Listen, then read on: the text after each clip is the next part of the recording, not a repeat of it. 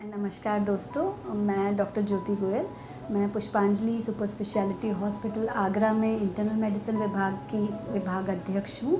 और आज मैं, आप जानती हैं, today is 16th May which is observed as national dengue day, and this day is observed as national dengue day to increase the awareness about the dengue, how to increase the awareness, how to prevent and cure and treat this illness. So dengue हम सब जानते हैं कि ये बारिशों में होने वाले जो मच्छर जो पैदा हो जाता है उसी के काटने से होता है। डेंगू का वायरस 4 तरह का होता है और चारों में से किसी भी प्रकार का वायरस आपको डेंगू का संक्रमण कर सकता है।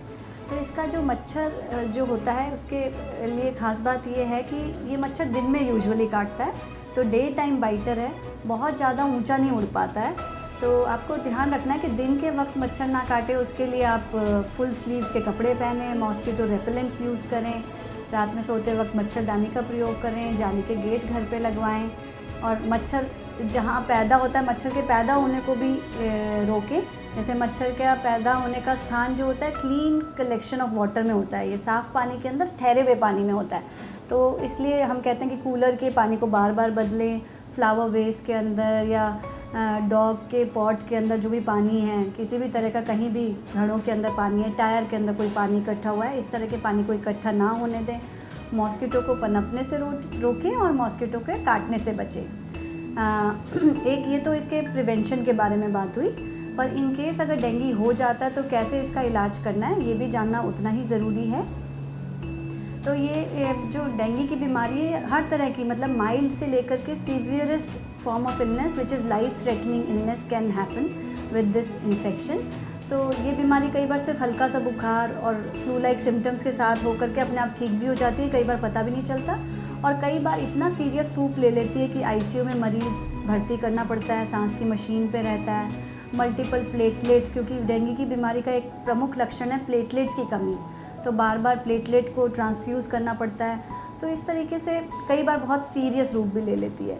तो कभी भी अगर बारिश के मौसम में होने वाला अगर कोई भी बुखार है तो उसमें डेंगू की जांच ज़रूर करें, और इसकी जांच बहुत आसान जांच है, बहुत महंगी जांच भी नहीं है। तो अगर आपको इन केस आपको कभी भी बुखार, सर दर्द, शरीर में दर्द, शरीर पे लाल चकत्ते निशान होते हैं, सर में बहुत ज़्यादा दर्द हो रहा है, उल्टी दस्त लग रहे हैं और कुछ भी खा रहे हैं तो उल्टी में निकल जा रहा है, और कहीं से अगर शरीर में कहीं से कोई ब्लीडिंग हो रही है, जैसे नाक से ब्लीडिंग हो रही है, गम्स से ब्लीडिंग हो रही है, तो इस तरह के लक्षण होने पर तुरंत ही अपने डॉक्टर से मिलें और डेंगू की जांच ज़रूर कराएं। Specially winter, specially this rainy season, rainy and post rainy season के अंदर।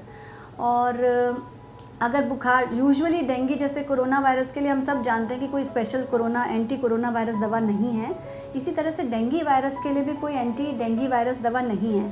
तो यूजुअली इसका ट्रीटमेंट जो होता है वो सपोर्टिव केयर ही रहता है। अगर ये हल्का बुखार है, हल्की बीमारी है, तो आपका डॉक्टर आपको हो सकता है घर पे रहने की सलाह दे, रेस्ट करने की सलाह दे, खूब अधिक मात्रा में पानी और लिक्विड इंटेक का सेवन करना है। बुखार को तोड़ने के लिए एस्पिरिन, कॉम्बिफ्लिन जैसी दवाइयों को यूज़ नहीं करना है, सिर्फ पैरासीटामोल का प्रयोग करना है, वो भी एक लिमिटेड क्वांटिटी में अपने डॉक्टर के निर्देश के अनुसार। इसी तरीके से अगर और रेगुलर अपने प्लेटलेट्स की जांच कराती रहनी है, क्योंकि तीसरे से 5वें दिन के अंदर इस बीमारी के अंदर प्लेटलेट्स की गिरावट होती है, जो यूजुअली जैसे जैसे शरीर ये इलनेस की रिकवरी होती है उसी के साथ साथ प्लेटलेट्स की भी रिकवरी होने लगती है 9वें या 10वें दिन के अंदर। अब एक इम्पॉर्टेंट चीज़ ये भी है कि प्लेटलेट्स का अननेसेसरी ट्रांसफ्यूजन ना कराएं। तो प्लेटलेट का ट्रांसफ्यूजन अपने डॉक्टर के सलाह के अनुसार ही करें। प्लेटलेट ट्रांसफ्यूजन तभी हम करते हैं डेंगू के अंदर जब 20,000 से भी कम है या कहीं से कोई रक्तस्राव या ब्लीडिंग हो रहा है।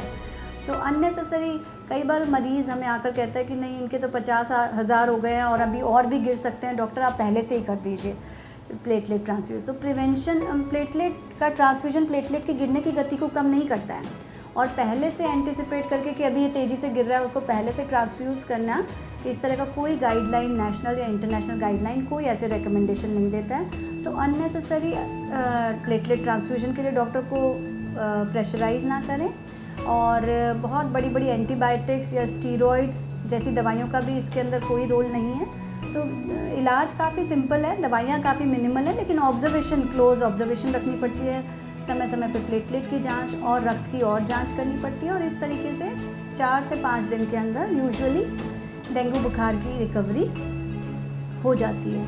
तो हमने ओवरऑल बात करी प्रिवेंशन की, और इन केस अगर हो जाता है तो कैसे इसको ट्रीट करना है। पर जैसा कि हम सब जानते ही हैं कि ये एक मॉस्किटो बॉर्न इलनेस है, वेक्टर बॉर्न इलनेस है, विच इज़ टोटली प्रिवेंटेबल। तो हमारा सारा फोकस जो होना चाहिए डेंगू के प्रिवेंशन में होना चाहिए, और to increase the awareness how it can be prevented, how we can prevent the mosquito breeding, how we can prevent the mosquito bite. Thank you so much दोस्तों फॉर योर पेशेंट लिसनिंग। नमस्कार।